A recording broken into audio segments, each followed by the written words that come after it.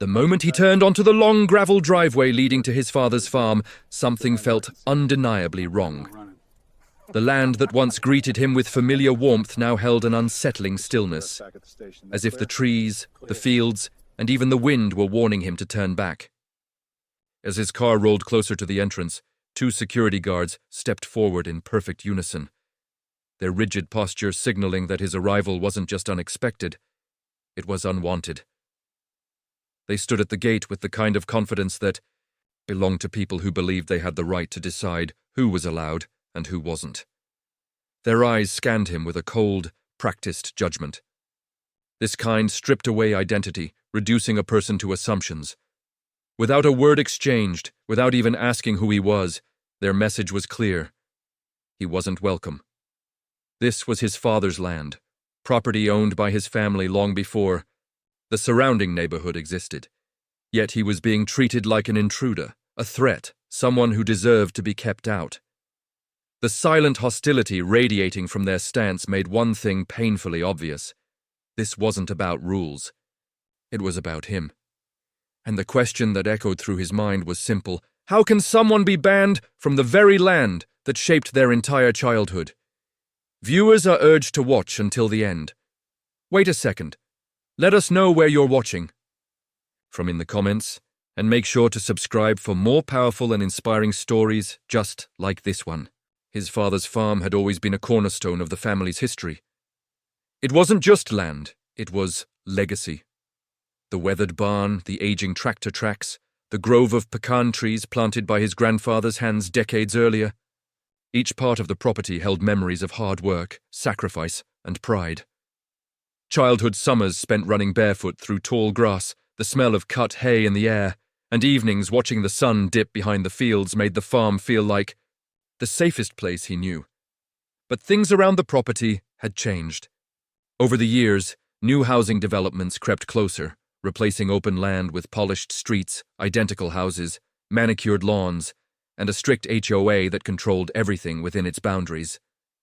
Yet the farm stood apart, older, untouched, independent, and entirely outside HOA jurisdiction. When his father's health declined, he moved temporarily to the city. The responsibility of maintaining the farm fell on him, and he took it seriously. Each visit was a promise, honored, checking the barn, walking the fields, ensuring the land stayed alive even while his father recovered. But recently, the atmosphere in the neighboring community grew colder. New residents looked at him with suspicion, their eyes following him each time he drove through. There were whispers of complaints, vague ones, never confirmed, consistently dismissive, aimed at someone who didn't fit the image the neighborhood wanted to uphold.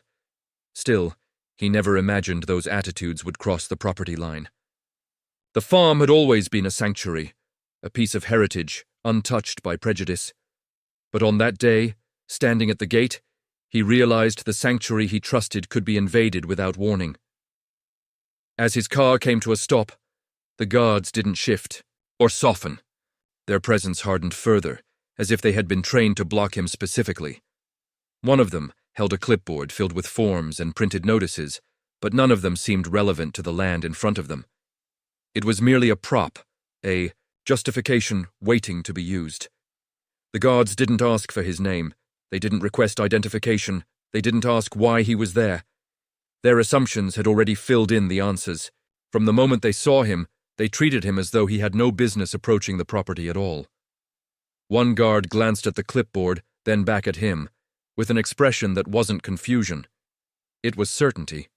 Certainty that he didn't belong. Certainty that turning him away was part of the job. Certainty rooted not in authority, but in prejudice. Without speaking, he held up his father's property documents through the window, but the guards didn't so much as lean in to read them.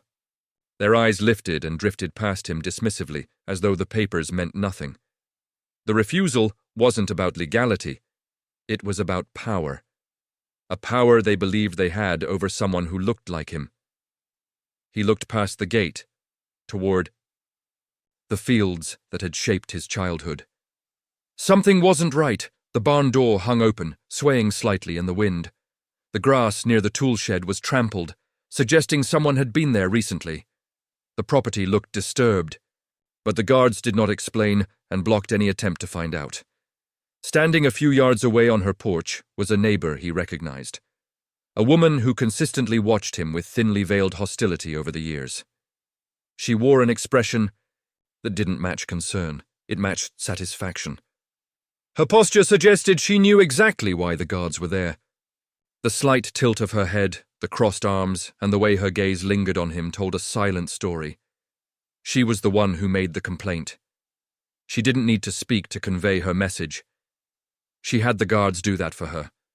From her perspective, she wasn't just stopping him from entering. She was claiming control over a space she believed he shouldn't have access to, even though it belonged to his family long before hers existed. The guard's stance tightened, ready to enforce a false sense of authority, and in that moment, he understood that this was more than a misunderstanding. This was a deliberate act of exclusion. The situation reached its peak the moment he stepped out of the car. The simple act of standing on his father's property was treated as a provocation. The guards stiffened instantly, their expressions turning sharp and guarded. One of them moved a hand toward his radio, fingers hovering over the call button, ready to escalate the moment into something far more dangerous. The tension in the air thickened. His presence was being framed as a threat, not by anything he had done, but by the assumptions attached to who he was. The guards positioned themselves as though they were dealing with an intruder, not the rightful caretaker of the land behind. In them, the neighbor on the porch took a slight step forward, her body language revealing the truth behind the confrontation. She wasn't just a bystander, she was the instigator. Her involvement was written all over her face, a mixture of anger and entitlement that had likely fueled her complaint to the HOA. She didn't need authority to influence those willing to act on her biases. For a moment, the guards' confidence bordered on aggression. Their readiness to call for backup, their rigid postures, and the neighbor's satisfied smirk all formed a chilling picture of racially charged hostility disguised as neighborhood regulation.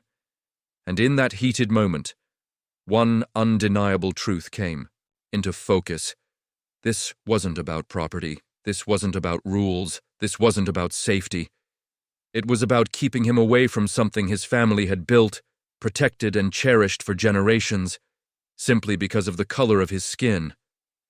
Instead of allowing the situation to spiral, he acted with calm precision. He contacted the county sheriff's office, providing the exact parcel number and the farm's ownership details. His father had always taught him to stay prepared, especially when dealing with HOA disputes. That advice now proved invaluable. The guards exchanged uneasy glances as soon as they heard him reference legal ownership. Their confidence began to crack. The neighbor on the porch stepped back, her expression shifting from superiority to sudden concern. The narrative she had attempted to build was crumbling.